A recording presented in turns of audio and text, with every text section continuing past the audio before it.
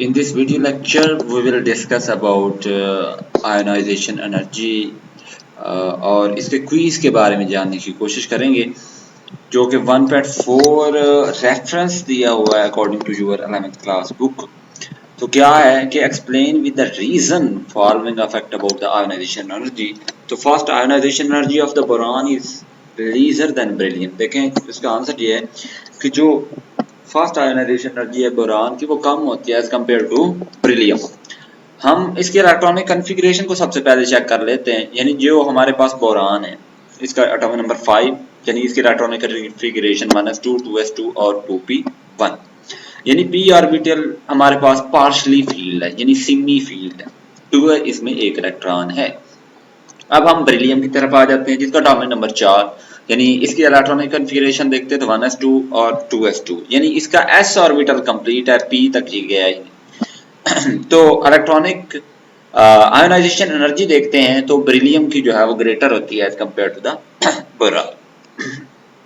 अच्छा, तो वो कहता है beryllium has a greater effective nuclear charge, मतलब बेरिलियम का जो न्यूक्लियर चार्ज है वो ज्यादा होता है क्योंकि स्टेबल होने की वजह से, क्योंकि इसमें हमारे पास 2s2 जो सब शेल है उसकी इलेक्ट्रॉनिक कॉन्फ़िगरेशन जो है वो हमारे पास कंप्लीट है और वो स्टेबल है, और स्मॉलर साइज जो है वो है बेरिलियम। तो make it harder to remove the electron, तो बहुत टफ होता है, बहुत हार्ड होता है कि उसमें से आप इलेक्ट्रॉन जो है उसके वैलेंस शेल से निकाल नहीं सकते, रिमूव नहीं कर सकते। तो हमारे पास जो बोरॉन है, दूसरी तरफ अगर हम बोरॉन को देखें तो boron has lesser ionisation energy, यानी आप यूं कह लें कि जो बोरॉन है उसकी आयोनाइजेशन एनर्जी कम होती है, डिक्रीज होती है। क्यों? Due to the single electron in the 2p orbital, यानी हमारे पास 2p ऑर्बिटल जिसको पार्शली फील्ड ऑर्बिटल का नाम देते हैं, इसमें सिंगल इलेक्ट्रॉन रह जाता है। तो 2p ऑर्बिटल में से इलेक्ट्रॉन को रिमूव करना आसान हो जाता है, ठीक है। तो वो यही है कि removal of 2p electron is easier due to the higher energy level and shielding effect. तो यही वजह है कि आप कह सकते हैं कि जो आयोनाइजेशन एनर्जी है बेरिलियम की वो ग्रेटर होती है as compare to the boron, क्योंकि जो बेरिलियम है उसका इफेक्टिव न्यूक्लियर चार्ज ग्रेटर है, उसका जो है वो सब शेल यानी 2s2 सब शेल इलेक्ट्रॉनिक कॉन्फ़िगरेशन कंप्लीट है, और जो है वो हमारे पास स्मॉलर साइज होने की वजह से it is difficult to remove the electron as compare to the boron. देखें तो it has a linear ionisation energy and single electron in the 2p orbitals, और it is easy to remove the electron to the higher energy level and shielding effect. Number 2, fast ionization energy of the aluminium is lower than magnesium। ये आपके paper में अक्सर जो है वो पूछा जाता है कि फास्ट आयोनाइजेशन एनर्जी जो एल्यूमिनियम है इसकी कम होती है कंपेयर टू मैग्नीशियम। ऐसा क्यों? कि इलेक्ट्रॉनिक कॉन्फ़िगरेशन ऑफ मैग्नीशियम जिसका एटॉमिक नंबर 12 है, इसकी इलेक्ट्रॉनिक कॉन्फ़िगरेशन देखें 1s2 2s2 2p6 और 3s2 है, जबकि एल्यूमिनियम जिसका 13 है इसकी देखें तो 1s2 2s2 2p6 3s2 और 3p1 है।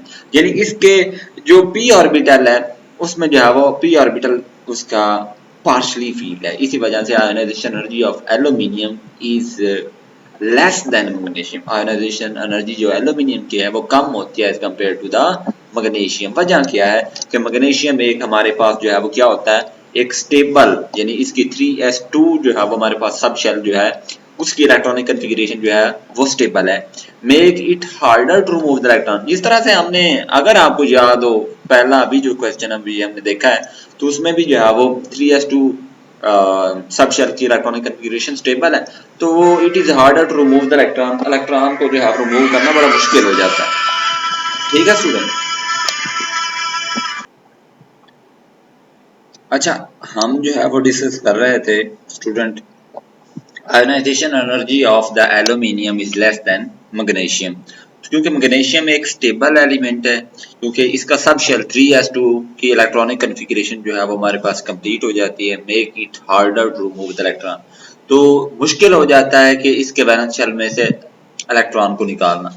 तो 3p जो इलेक्ट्रॉन है हमारे पास एल्यूमिनियम में, क्योंकि वो पार्शली फील्ड होता है, ठीक है, इस वजह से जो है वो हमारे पास इसमें से आसानी से इलेक्ट्रॉन जो है वो इसके सब शेल में से रिमूव किए जा सकता है। इस वजह से हम कह सकते हैं कि ionization energy of aluminium is lower than magnesium. अच्छा, एक और क्वेश्चन है, what trend is observed in the ionisation energy as you go down the group number 3, give reason. Reason बताएं कि हमारे पास जो है वो आयनाइजेशन एनर्जी ग्रुप नंबर 3 में जाते हुए कम क्यों हो जाती है, मतलब जो है वो हमारे पास जो है वो कैसे होती है, रीजन बताएं। जो है वो comparison of electron affinity of the nitrogen and phosphorus. Electron affinity of the nitrogen is -7 kilo per mole, electron affinity of phosphorus -72 kilo per mole. Nitrogen has a half filled 2p sub shell होते हैं, ठीक है, और ये relatively more stable है। और phosphorus है वो हाफ फील्ड जो है वो 3p जो है वो सब शेल होते हैं, और इसका जो है वो हमारे पास एटॉमिक साइज इंक्रीज होता है, और एटॉमिक साइज और शील्डिंग इफेक्ट जो है वो हमारे पास ज़्यादा होता है, make it slightly easier to accept and electron than nitrogen. Nitrogen की निस्बत जो है वो हमारे पास जो है वो आसानी से ये इलेक्ट्रॉन एक्सेप्ट जो है वो कर लेता है। So electron affinity of phosphorus, phosphorus की इलेक्ट्रॉन अफिनिटी ग्रेटर होती है as compare to the nitrogen. I hope so कि इस एक्टिविटी की आपको समझ आई होगी। आगे चलते हैं, हमारे पास जो है वो एक और इलेक्ट्रॉन अफिनिटी का टॉपिक था, इसकी जो है वो हमारे पास जो है वो क्विक क्विज यानी 1.5 explain with the reason following fact about the electron affinity. First electron affinity of oxygen is -141 kilojoule per mole, but जो है वो second electron affinity is +844 kilojoule per mole. Reason क्या है?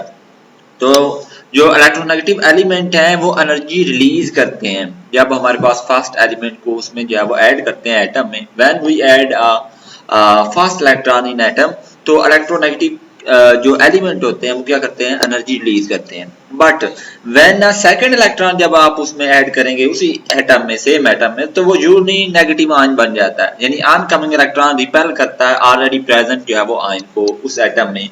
तो जो है वो इस स्टेटमेंट से आप जो है वो समझ गए होंगे, in order to overcome this repulsion, इस इलेक्ट्रॉन इलेक्ट्रॉन के दरमियान फिर रिपल्शन हो जाती है, तो एनर्जी जो है वो हमारे पास इस प्रोसेस के दौरान अब्सॉर्ब होती है, ना कि रिलीज।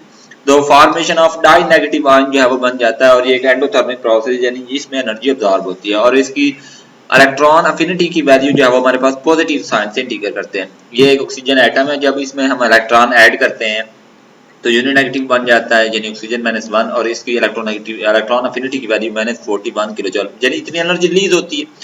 अगर जो है वो हमारे पास इस यूनिट नेगेटिव आयन में एक और जो है वो यानी सेकंड इलेक्ट्रॉन आप ऐड करेंगे, तो ये हमारे पास जो है वो डाई नेगेटिव आयन बन जाएगा, यानी इसमें जो है वो हमारे पास इलेक्ट्रॉन इलेक्ट्रॉन की रिपल्शन होगी, बजाय एनर्जी रिलीज होने के एनर्जी जो है वो अब्सॉर्ब होगी। तो प्लस का साइन इस वजह से इंडिकेट किया गया है 780 kilojoule per mole. Which of the nitrogen and phosphorus has higher electron affinity, just the reason की रीजन बताएं।